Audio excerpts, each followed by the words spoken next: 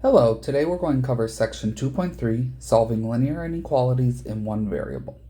The objectives are to represent sets of real numbers using inequality notation, interval notation, and on a number line, and to solve linear inequalities in one variable. Part 1. Inequalities, intervals, and number lines. Recall that besides less than and greater than, there are three additional inequality notations used to compare numbers. Less than or equal to, greater than or equal to, and not equal to. Example 1. Determine whether or not each statement is true. -8 is greater than or equal to 4. -8 is to the left of 4, so it's not greater than, so this is false. 0.7 is less than or equal to 2. Well, 0.7 is to the left of 2 on the number line, so this is true. And 3/3 is greater than or equal to 1.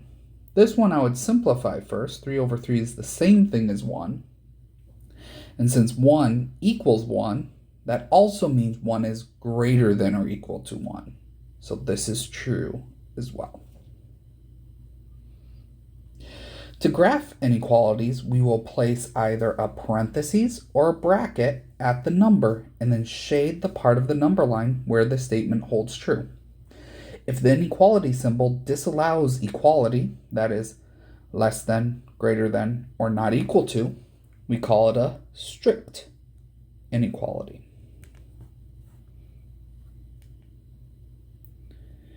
And we place a parenthesis, so either a left parenthesis or a right parenthesis,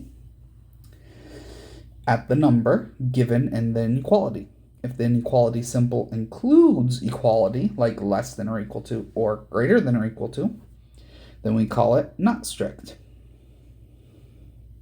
Or some people will call it a loose inequality as well. And we'll place a bracket. So, the difference between a parenthesis and a bracket is whether equality is not allowed or allowed. So graph each inequality on the number lines below. So x greater than or equal to 5. So since I'm worried about 5, I'm going to mark 5 on the number line. And since this is greater than or equal to, that means I need to go to the right of 5. Now, because most of you are going to be using pencil, it's hard to do that, so I draw the line above the number line like so. And then since this inequality has the equal to part, we need a bracket. And there we go. Well, now we have x is not equal to -3. So we get -3 like so. But since I'm just worried about not equaling -3, that means I can go to the right or to the left.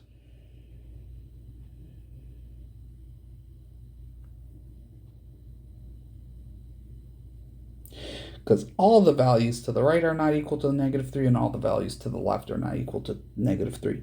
And because it's not equal to, we're going to use a parenthesis, and they stay connected like that. And last but not least, x is less than 0, so I put 0. Less than means to the left. And then since there's no equal to, it's a parenthesis, not a bracket. Another way to represent inequalities is as intervals or ranges of numbers. Try writing some of the inequalities above in interval notation. Now, when you're doing interval notation, you're thinking about what's the smallest value that's true and what's the largest value that's true. So for example, x is greater than or equal to 5. Well, the smallest value that makes this true is 5. And there is no largest value because there's an arrow going off to infinity, so it's 5 to infinity. Well then, if you already have the number line drawn, if there's a bracket at the number, you put a bracket there. And then infinity always has a parenthesis. So x greater than or equal to 5 in interval notation is bracket 5 comma infinity parenthesis. Now for the middle one, you can see that there's two separate arrows separated by parentheses. That means we're going to have two separate intervals. So the first arrow on the left is negative infinity to negative 3. Well, infinity always has a parenthesis, and since the negative 3 has a parenthesis there, it's going to have a parenthesis in interval notation as well. Then the right arrow is negative 3 to infinity. The one thing to keep in mind for interval notation is when you have two separate intervals like this, you need the union symbol in between them to indicate that they're connected together. And for x less than 0, that's negative infinity to 0. The 0 had a parenthesis, infinity always has a parenthesis. So to recap, this is inequality notation.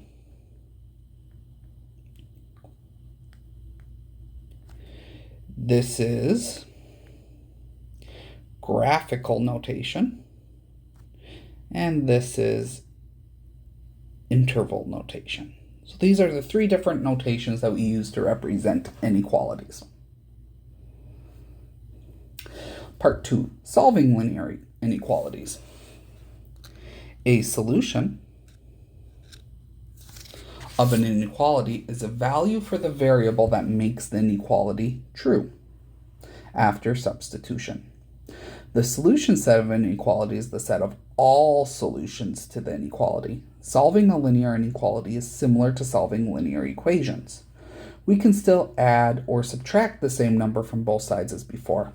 However, you have to pay special attention when you multiply or divide both sides of an equation. If you multiply or divide both sides of an equation by a negative number, you've reversed the ordering of things, and you must reverse or flip the inequality symbol to compensate. Let's investigate why this is necessary by looking at example 3. So consider the true statement, negative 7 is less than negative 3. Let's multiply both sides by 2. So you get negative 14 and negative 6.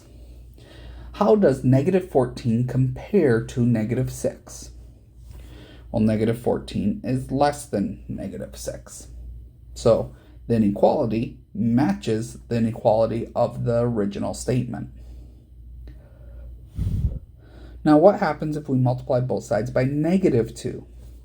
Well, negative 7 times negative 2 would become positive 14. And negative 3 times negative 2 would become positive 6. And now how does 14 compare to 6? Well, 14 is greater than 6. So you can see that when we multiplied by a negative, the values swapped positions on the negative line, and this will happen whenever you multiply or divide by a negative. Example 4. Solve the following inequalities and write the solution set as indicated. So 1. X plus 9 is greater than or equal to 99, and it wants us to do it graphically. So first I need to solve for x. So to solve for x, I want to get x by itself, so I subtract 9 from both sides. So we get x is greater than or equal to 90. Now, some people get a little crazy with flipping the sign because they see a negative 9. But remember, we're subtracting 9 here. We're not multiplying or dividing by negative 9. So we don't flip the sign. Okay, so now to do it graphically, I need a number line. I need to put 90 on the number line. And since I'm greater than or equal to 90, that's all the numbers to the right of 90. And then since it has an equal to, we're going to use a bracket, not a parenthesis. 2. So I want to get x by itself. So I'm going to subtract 9 from both sides first. When I do the 9 minus 9, they cancel out, but you're still left with a negative 4x. Don't forget the negative sign. And then 25 minus 9, that's 16. Then we divide by negative 4 on both sides, get x, and because we divided by a negative, is greater than negative 4. Now this problem asked us to do an interval notation. Instead of graphing it then doing interval notation, let's just try to think. Since it says x is greater than negative 4, that means my interval must start at negative 4 and become bigger. So it goes to infinity. Now, if I was thinking on the number line, would this have a bracket or a parenthesis? Well, since it doesn't contain an equal to, it would contain a parenthesis, and then infinity always has a parenthesis. So x greater than negative 4 in interval notation is parenthesis, negative 4 to infinity, parenthesis. 3. We have 8x minus 5 greater than 5 times the quantity, x plus 4, and we want interval notation. So just like with solving equations, the first thing we're going to do is distribute the 5 on the right hand side. So we get 8x minus 5 is greater than 5x plus 20. And I got a variable on both sides of the equation. So I'm going to cancel out the smaller one. So the smaller one is 5x. So let's subtract 5x from both sides. When we do that, we get 3x minus 5 is greater than 20. So then we add 5 to both sides. 3x is greater than 25. And then we divide by 3, get x greater than 25 thirds.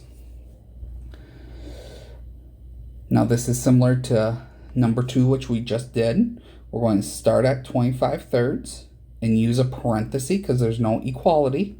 And since I'm greater than that, we go all the way to infinity, and infinity always has a parenthesis. Now for 4, we have fractions. Just like with equations, you can clear the denominators by multiplying by the LCD. So here my two denominators are 5 and 10. The LCD of 5 and 10 is 10. So I'm going to multiply everything by 10. I'm going to go to the right, so 10 times negative 3 is negative 30. Here, the 10s cancel out, so we're left with 7x. 10 times 2 is 20. Now here, when you do 10 times 3x over 5, it's always recommended you reduce first. So the 5 becomes a 1, but it doesn't cancel the entire 10 out. We're left with 2 over. So then 2 times 3x is 6x. Now again, I got a variable on both sides, so I am going to cancel out the smaller one. So subtract 6x from both sides. And then we get 20 is less than or equal to x minus 30. Add 30 to both sides to get the x by itself, and we get 50 is less than or equal to x. Now 50 is less than or equal to x would be our inequality notation, but it is standard to write the variable first. So if you want to write this first, you have to flip the inequality. So 50 less than or equal to x is the same thing as x greater than or equal to 50. And that's it for part number 4. Okay, number 5. Again, we have a fraction. So I want to get rid of the fraction. I'm going to multiply everything by 4. So we get 4g. The 4's cancel out for the 7/4. We get 7 less than or equal to 4. So then I'm going to subtract 7. 4g is less than or equal to negative 3. And divide by 4. We get g is less than or equal to negative 3/4. Now, this one wants interval notation again. And because this time I'm less than or equal to negative 3/4, that means negative 3/4 is my upper bound and negative infinity is my lower bound. Well, infinity always has that parenthesis, and this time, because there's an equality part of the inequality, we're going to use a bracket on the negative 3/4. So the answer to 5 is negative infinity to negative 3/4 with a bracket. 6. So for 6, to solve for a, we're going to divide by negative 14 on both sides and get a, and because I divided by a negative, I need to flip it, so less than or equal to negative 3. And then graphically, I'm going to go with a number line. Put negative 3 on the number line. Since I'm less than negative 3, I'm going to go to the left of negative 3. And because I'm less than or equal to, I'm going to use a bracket, not a parenthesis.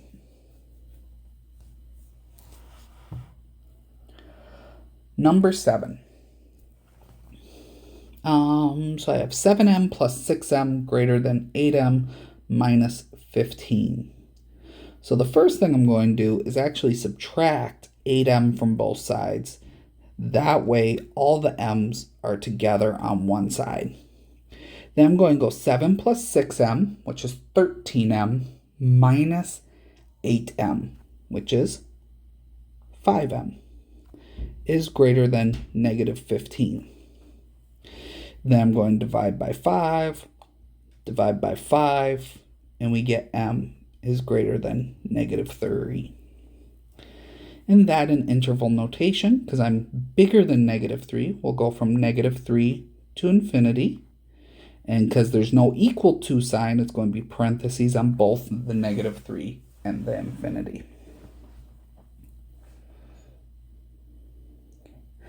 Number 8. So this one we have to distribute, combine like terms, and get the variable by itself.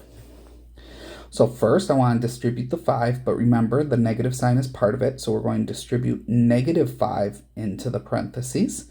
So we get 6h minus 5h plus 5 is less than 7h minus 11. Then I'm going to subtract 7h from both sides since there's 2 h's over here. So then 6h minus 5h is 1h, minus 7h is negative 6h, plus 5 is less than negative 11. I'm going to subtract 5 from both sides now. Negative 6h is less than negative 16. Divide by negative 6. Divide by negative 6. We get h is, because I divided by a negative, greater than.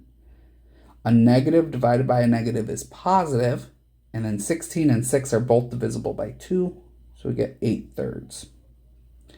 And since it wanted inequality notation, that is our final answer. H is greater than 8/3. And that is it for part 1 of section 2.3.